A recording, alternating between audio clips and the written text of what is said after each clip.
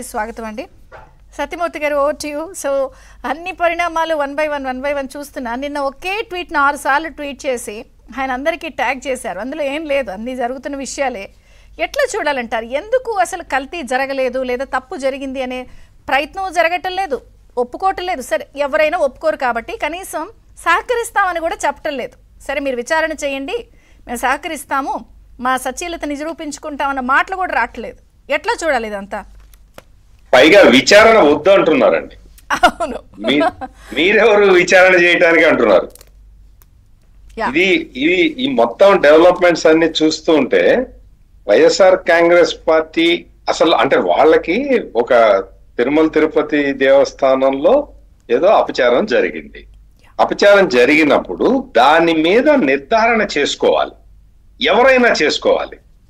నిర్ధారణ చేసుకోవాలంటే జగన్మోహన్ రెడ్డి మాట్లాడే మాటలు ఎట్లా ఉన్నాయంటే, మీ ఈవో ఆయన చంద్రబాబు నాయుడు ఈవోనా, టిటిడి ఈవోనా? అంటే అంతకు ముందర ఉన్న ఆయన మీ ఈవోనా? అసలు ఆ భాష, ఆయన మాట్లాడే విధానం చూస్తుంటేనే ఒక్కొక్కసారి అసలు ఏంటి ఇది, ఇతను ఎట్లా రాజకీయాల్లోకి ఎట్లా వచ్చాడు, రాజకీయాల్లోకి ఏ భావనతో వచ్చాడు అనే ఒక ఇది కనపడుతుందండి. మీ ఈవో చేశాడు కదా, మీ ఈవో చేశాడు కదా. ఇంకొకటి, వైఎస్ఆర్ కాంగ్రెస్ పార్టీ అసలు ఎట్లా ప్రచారం చేస్తున్నదంటే, మేము 18 సార్లు టెస్టులు చేయించాము, చంద్రబాబు నాయుడు 14 సార్లే టెస్ట్ చేయించాడు అనేది చెప్తున్నది. నువ్వు చేయించిన టెస్టులు ఏంటి అని చూస్తే అందులో నెయ్యిలో మాయిశ్చర్ కంటెంట్, లేకపోతే అంటే వెయిట్ చూస్తారు కదా, అది దానికి సంబంధించిన టెస్టులు చేసి నేను 18 సార్లు చేయించాను, నేను 18 సార్లు చేయించా అంటాడేంటి? యానిమల్ ఫ్యాట్ ఉన్నదా లేదా అనేది ఎప్పుడన్నా చేయించావా? నువ్వు దేనికైనా పంపించావా? ఉంటే ఆ రిపోర్ట్ పెట్టాలి. ఆ ఇప్పుడు మొత్తం లేటెస్ట్ ఏంటంటే సజ్జల రామకృష్ణారెడ్డిని రంగంలోకి దించాడు మళ్ళీ. ఆయన అప్పట్లో వైఎస్ వివేకానంద రెడ్డి మర్డర్ గురించి చెప్పాడు చూసారా, అట్లా మళ్ళీ దీన్ని కథలుగా చెప్తూ ఉన్నాడు. ఇట్లా కథలుగా చెప్పే 11కు వచ్చారు. ఎందుకు తెలుసుకోవటం లేదు వీళ్ళు? రాజకీయ పరిస్థితులకి వీళ్ళకి ఏమన్నా అవగాహన ఉన్నదా? మొత్తం ఈ వ్యవహారం మొత్తంలో కూడా వ్యవస్థలు తనకు తాను పనిచేసే విధానాన్ని మొత్తం ధ్వంసం చేసిన జగన్మోహన్ రెడ్డి ఇప్పుడు కూడా అదే ప్రయత్నం చేస్తూ ఉన్నాడు. ఇప్పుడు మొత్తం ఈ వ్యవహారాన్ని పక్కతో పట్టించడానికి నేను తిరుమల వెళ్తాను అన్నాడు. ఓకే, వెళ్ళమన్నారు. వెళ్ళమంటే అక్కడ డిక్లరేషన్ ఉంటుంది, సంతకం పెట్టాలి అన్నాడు. నేను ముఖ్యమంత్రిగా ఉన్నప్పుడు ఎవడైనా అడిగాడా అని అంటున్నాడు.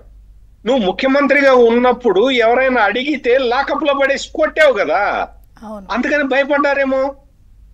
ఆ తర్వాత మా నాన్న వెళ్ళాడు, నేను వెళ్తా, ఇదే ఆన్సర్ చెప్పాల్సింది. ఈ ఆన్సర్ ఎవరైనా ఒక మెచ్యూర్డ్ పాలిటీషియన్, మెచ్యూర్డ్ కాదు అసలు పాలిటీషియన్ అనేవాడు చెప్పాల్సిన విషయం ఇదే. మా నాన్న వెళ్ళినప్పుడు ఏమనలేదు. మీ నాన్న వెళ్ళినప్పుడు కూడా ఇట్లాగే గేట్లు తోసుకుంటూ పోయాడు, నువ్వు అదే పని చేశావు. ఎప్పటికీ చాలా మంది చెప్తారు. ఖచ్చితంగా ఐఎమ్ డైరెక్ట్ విట్నెస్ అని.